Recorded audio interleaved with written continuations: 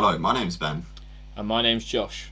Welcome back to FPL graduates and welcome back to another video. Welcome to the final game week of the FPL season. It's been a long fought out season for both of us with some highs and definitely lows as well. Let's get into our final transfer targets of the season and have a look into who we think you should be targeting going into the last game week of the season.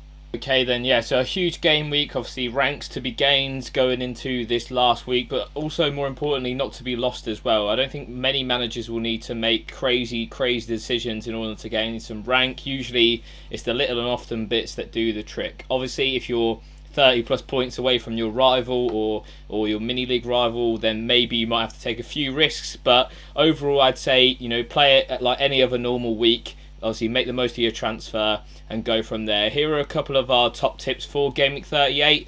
We've been playing this for a good few years now and had quite a lot of Game Week 38 drama. So, first of all, it's going to be wait until the deadline to make your transfers. Obviously, every game kicks off at the same time. So, team news is pretty, well, hopefully true, as well as obviously quite fruitful. So we're hoping to get the likes of maybe an Arsenal team leak, Liverpool team leaks, things like that. And obviously that can impact your transfer decision, because if you are going to bring in someone like Bukayo Saka, for example, and he's not starting, then that's going to put a bit of a spanner in your plans. What other sort of thoughts on that, Ben, would you add? Yeah, waiting until sort of close to the deadline is always going to be sensible. I'd also be a little bit cautious with it as well in terms of the actual time that you make your transfer, because a lot of people will be making transfers at the exact same time. So make sure you don't leave it with a minute left of the deadline, because it's likely that the game will crash a couple of minutes before the deadline. It has done in previous years. We're not holding out too much hope again for this year. So maybe make them sort of 5, 10, maybe even 15 minutes prior to the deadline. As soon as you get your information really and you trust it and it's verified, then I'd go ahead and make the moves. Like I said, you're probably only waiting on team news or at least player starting news from maybe 1, 2, 3 players maximum before sort of like making your transfers. So that would be something I'd look at as well. So yeah, that's our sort of thoughts, and of course anything that we do see and verify as a sort of leak for starting lineups we'll put on our Patreon and through our broadcast channels on Instagram. Yeah, make sure you do. If you haven't joined the Patreon already, it's probably worth doing so anyway. But obviously, we're not going to hide stuff like that. That's not even our sources through paywalls. So yeah, that's in our broadcast channel. It's just the easiest way for us to share that info as quickly as possible, basically. So obviously, it's free to join that broadcast channel if you're over on Instagram. And then the last tip as well is make sure your bench order is correct.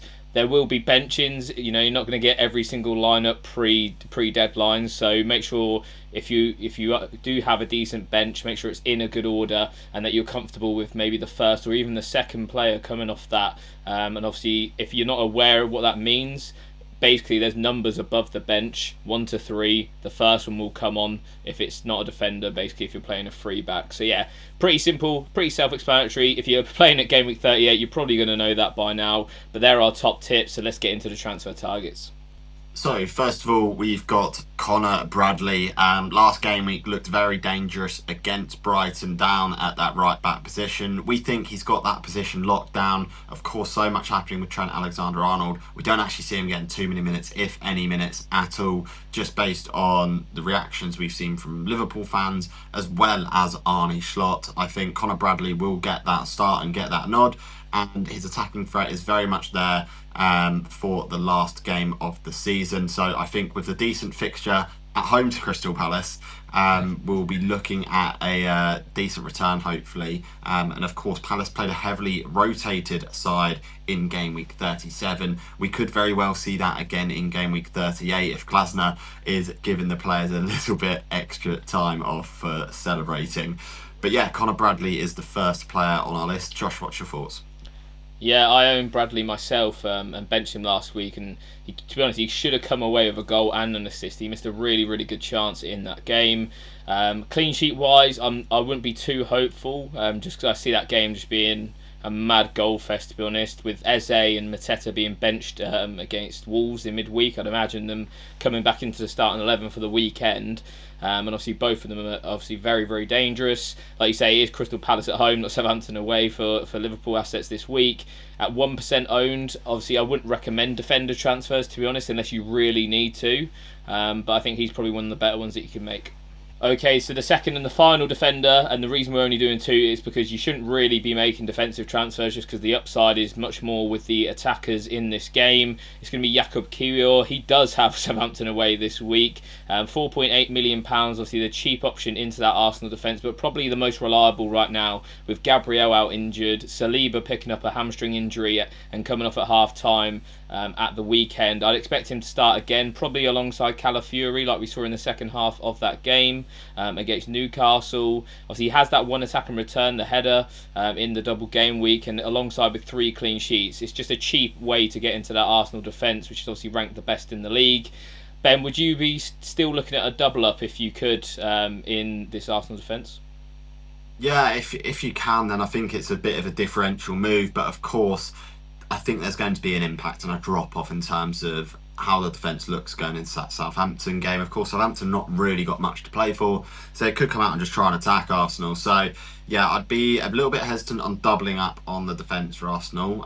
Given Saliba, Gabriel both out, the EO is going to be a little bit lower anyway, just naturally as a result of that. So you can get away with one, but two will be a big differential. And if you're looking to chase, double up on Arsenal defence might be a good option. Okay, so next up we've got another Arsenal player, an attacker or a midfielder, sorry, this time in Bukayo Saka. Of course, the returns this season haven't been where we thought it was going to be. Of course, a large portion of the season missed due to injury. And I think he is going to be a decent option for this game week. Whether he's going to be sort of a viable captain potentially, that's up in the air. I think there's obviously potential for Arsenal to maybe give the likes of Bukayo Saka an extra week of rest ahead of the international break in the summer. There's that potential, but of course, Bukayo Saka, if we get a leaky starts, will be a very good option this game week. If he starts, of course, there's always those if, buts and maybes, and a lot of people in the FPL community start doubting it for the last game week of the season. I'm fairly secure and sure that he will start going into this game week because Arteta doesn't tend to rotate too much and rest his key players. But Josh, what's your thoughts on the minutes of Bukayo Saka? Yeah, I think it's going to be an interesting one for sure. I'm not too optimistic that he'll play, to be honest, just from what Arteta said post-match in Newcastle. There's just no real reason to play him, and the fact that he's had such a poor injury record this season, I think we could definitely see Ethan Nwaneri start off the right like we have done earlier in the season as well. When I looked at his data, to be honest, I was quite disappointed with what his output has been this season. He's got a similar amount of minutes to Harvey Barnes. And yeah, big chance involvement is quite low. So I think in terms of a ceiling, Bukayo Saka doesn't really provide it as much as maybe other premiums like Cole Palmer, Mo Salah, Erling Haaland. So for me, I'd personally be looking elsewhere, even within the Arsenal attack for Game Week 38. Okay, then so we're sticking with the midfielders, and I just name dropped him there. It's Harvey Barnes up next. As I say, played a very similar amount of minutes so far this season to Bukayo Saka, which I was quite shocked at. 9 goals, 5 assists though this season is definitely decent for a player of his value, only at the £5.9 million mark. Obviously had a really, really big double game week not so long ago now. He has dried up the returns. I think he's blanked in his last 4 game weeks. I think Harvey Barnes does come down to a little bit around team news as well with Newcastle. I expect him to start. Obviously, they've been playing that different style of formation in recent weeks with Jacob Murphy playing right wing back. So I think his minutes are fairly secure, along with Anthony Gordon as well. But yeah, it'll be interesting to see if Isak does start, because I think if he doesn't, then a lot of the attacking burden is going to be on Anthony Gordon and Harvey Barnes to obviously get that win for Newcastle, which they desperately need to qualify for the Champions League. And that's what I like about the Newcastle assets in general, is that they have something to play for. So I'd be much rather picking those guys maybe over someone like Arsenal that you might not know who start. So yeah, that's my current thoughts. What's your thoughts on Barnes, Ben? Do you think he's a decent option this week? Yeah, I think he's a decent option, and if Isak is out, which is looking more and more likely with each passing day that he is going to be, then I think the Newcastle assets become a little bit better because, of course, it spreads around the impetus in attack. And Harvey Barnes has been in relatively decent form recently, and of course, with the big chance involvements and the goals and assists that he's been getting, I think he is a decent option. I think Gordon's probably a better option for this week. But if you're sort of struggling a little bit on the budget side of things, I see no reason not to go for him. So, as we spoke about, Anthony Gordon is up next, 7.4 million. And like I said, Everton at home, his former team, of course, he maybe want to get in one over his former employers there. 6 goals and 6 assists in 2,300 minutes is really underwhelming so far this season. I think the numbers haven't been great, but we do know what Anthony Gordon is capable of. Callum Wilson really didn't play well last game week when called upon, and I do think there's a slight chance of Anthony Gordon playing up top for Newcastle this game week, which gets his appeal really sort of quite a lot higher compared to what it could be if he was playing out wide. I think the potential there to play up front against Everton, final game of the season with a lot to play for, could result in a decent ceiling for Gordon this week. So despite the numbers not being too great, I think there is a high haul potential here if everything falls into place that we expect it to. Josh, what's the thoughts on Anthony Gordon? Yeah, I think similar to Saka in a way, just the stats and the data hasn't been great so far this season. Obviously, he has been injured as well, similar to Saka, so that'll definitely contribute to that. I think the big thing here with Anthony Gordon is if Isak doesn't start, he's probably going to be on penalties, I'd guess. So probably worth the extra bit of cash from Harvey Barnes in that case. But if we're talking strictly open play threat, to be quite honest, I prefer Harvey Barnes at that sort of cheaper price point. I think Barnes as well has that ceiling where, we've seen it before, he can get multiple attack and returns in games, and especially the goal threat from him as well is a lot better. So yeah, for me, if I'm picking open play wise, I'll probably go Barnes. But if Isak's not starting, then Anthony Gordon on penalties, potentially down the middle as well, is a massive, massive option. Okay then, so now we're going to move on to the Bournemouth assets. We're sort of going through these by fixtures. We sort of like cherry picked the best fixtures of Arsenal, Southampton, Newcastle, Everton, and then Bournemouth, Leicester, and then chose what assets we thought would be best from those games. Obviously, Clivert has sort of dropped off a little bit in terms of his attacking output in the last maybe 10 game weeks of the season. Heavily reliant on penalties, I must say, with those 12 goals so far this season. I think 6 of them have been penalties. 5.9 million though, Leicester at home this week. The big thing for Bournemouth is that we're currently recording this just pre-kickoff of that City game, so we're unsure on the result. If they don't win that game, then Europe is off the cards. Saying that though, I don't think they'll rotate a lot because, to be quite honest, they don't have enough players to do so. That squad depth is quite weak at Bournemouth, so there's not too much to go from there. For me, anyway, Clivert is quite a big mins risk anyway. He's only averaging around 60-70 minutes per game. What's your thoughts on him, Ben? Do you think he's the best Bournemouth mid? I think he's up there because of the penalties. And I think if Bournemouth have something to play for, then he becomes a really good option. If they don't have as much to play for, then of course the element sort of a risk of maybe sort of Bournemouth sort of letting off the gas a little bit come into the equation. So yeah, I think the minutes are sort of an element that you've got to take into consideration. But like you said, the squad depth isn't too great, so you can be secure of 60-70 minutes rather than potentially someone like Saka who could be only secure of 20-30 minutes at top. So for the price point and sort of the sort of expected start that you'd hope for, then it seems to be good value. Okay, so going into a midfielder at Bournemouth who has a little bit more minutes for the Cherries is Antoine Semenyo. At 5.7 million, he's really good value. I do think, again, very much dependent on the result tonight at the time of recording on whether he is going to become an asset that we actually genuinely look at or not. He's been sort of, he's had ups and downs so far this season. He's not set the world alight. He's had like maybe a period of 5 or 6 game weeks this year where he was really good and he's trolled a lot of owners this year. But for one last week, for a Game Week 38 punt, I don't think you can go too far wrong with Semenyo. The threat's there, the quality's there in terms of player. It's just getting that output out, and I think he can sort of get a double-digit haul potentially in this game if everything goes his way. Josh, what's the thoughts on Semenyo? Yeah, I really like Semenyo. I think personally I prefer him over Clivert just on a one-game basis, just because obviously penalties are so... you can't predict them basically. So for me, I think I just edged Semenyo. He's actually got the 3rd most shots in the league, only behind Palmer and Salah so far this season. So high volume shots, low XG shots though. He doesn't really get too many big chances. The 16 so far this season in 3,000 minutes isn't great. I think Clivert has either the same or one less or one more. So yeah, for me, I think, like I say, I prefer him for this 1 week and 1 week only. I think Leicester as well in their wing back areas are just so poor that I think, yeah, he's definitely going to create opportunities as well. It'll be interesting to see. For me, I think there's probably slightly better midfielders this week, but if you're going to attack the fixture, for me, this is probably the best one. Okay, then, and then on to the forwards. We've got Evan Nilsson up first. Obviously, we're going to finish on the Bournemouth assets. Since Evan Nilsson's come back from injury, the data of Semenyo and Clivert has dropped off a cliff compared to Evan Nilsson, who's definitely eaten up all that XG so far. So that's one thing to bear in mind. Obviously, Evan Nilsson doesn't have penalties, doesn't have set pieces like Justin Clivert, but he does get involved and gets amongst the goals.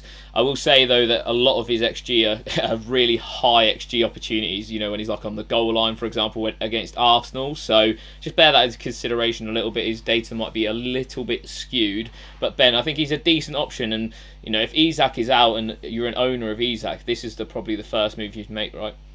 Yeah, so this is probably going to be the standout forward pick for this game week, in my opinion, just because, again, we think the minutes are going to be secure with Evan Nilsson. Of course, he's got so much sort of XG that he's accumulating over the last few weeks with the goals that he's getting, and the chance that he's being supplied is, key. And I think for an option at 5.8 million, he's going to present real good value. And for those with 2 free transfers, they're getting Isak down to Evan Nilsson. It allows them to go potentially with an additional premium in midfield. So I think he's going to be the perfect enabler this week for many managers to strengthen their teams. And finally, we're going to go to Kai Havertz. Of course, in game week 37, we saw him back with some minutes.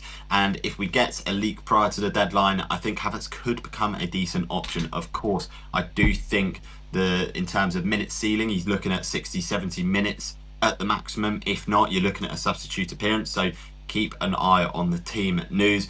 But in terms of the minutes that he's played, he has sort of been involved in a lot of big chances and accumulated a decent amount of XG in that time too. And against Southampton away, it's a decent fixture for him, and one that he could potentially haul in. Of course, there is that element, like we said, with a lot of these assets of minute risk. But if you are behind and you want to sort of get ahead of your mini league rivals, I think Havertz could be a really good differential. Yeah, I agree. I think he played 15 minutes off the bench against Newcastle, which isn't a great deal. If he played 30, I'd be more confident of a start. So this is definitely one that you're going to have to wait for the team news for. I wouldn't bring him in without knowing that he starts. That's one of the key ones there. I think, like Ben mentioned, the open play goal threat is really, really high with 23 big chances so far this season. There's a chance that Jan Bednarek and Harwood Bellis also won't be fit for the game. So God knows who Southampton are going to play at centre half against Arsenal this week. Obviously, he would be operating in that position. I think anyone whoever is playing through the middle for Arsenal will be a fantastic pick this week. It's just hopefully we get that before the deadline. And also, if Bukayo Saka doesn't start, there is a potential chance that he's on penalties. Obviously, takes them for Germany in the Euros. So that's another big pull for him. And like Ben mentioned, if you're really trying to chase someone down, we spoke about 30 points at the start of the video. I think Kai Havertz could be that guy if he does start this week. Okay then, so that wraps up our final transfer targets of the 24-25 season. Thank you very much for watching this season. If you have subscribed, and yeah, thanks for supporting us. I guess it's been an absolute roller coaster of a season, but we're nearing the end now. Yeah, we absolutely are. What a season it has been. I hope to see some good ranks coming out of these transfer targets going into game week 38. We look forward to seeing how these guys get on. As always, please remember to like, comment and subscribe. I've been Ben. I've been Josh. We'll see you guys next season. Have a good game week, everyone. But I'm not going